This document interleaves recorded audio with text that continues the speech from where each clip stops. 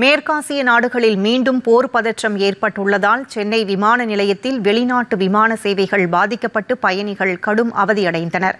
மேற்காசிய நாடுகளில் மீண்டும் போர் பதற்றம் அதிகரித்துள்ளதால் பஹ்ரைன், குவைத் உள்ளிட்ட பகுதிகளில் அவ்வப்போது வான்வெளிகள் பாதுகாப்புகள் காரணமாக மூடப்படுவதால் விமான சேவைகள் பாதிக்கப்பட்டுள்ளன. இந்நிலையில் அபுதாபி, துபாய், சார்ஜா, பஹ்ரைன், மஸ்கட், லண்டன், சிங்கப்பூர் ஆகிய இடங்களில் இருந்து சென்னைக்கு வரும் சுமார் 10 பயணிகள் விமானங்கள் தாமதமாக சென்னைக்கு வந்து சேர்வதால் சென்னையில் இருந்து அந்த நாடுகளுக்கு புறப்படும் விமானங்களும் தாமதமாக புறப்பட்டு செல்கின்றன. இதேபோல கொழும்பில் இருந்து சென்னைக்கு வரவேண்டிய விமானமும் அதன் பின்பு சென்னையில் இருந்து கொழும்பு புறப்பட்டு செல்ல வேண்டிய பயணிகள் விமானமும் இன்று ரத்து செய்யப்பட்டுள்ளன.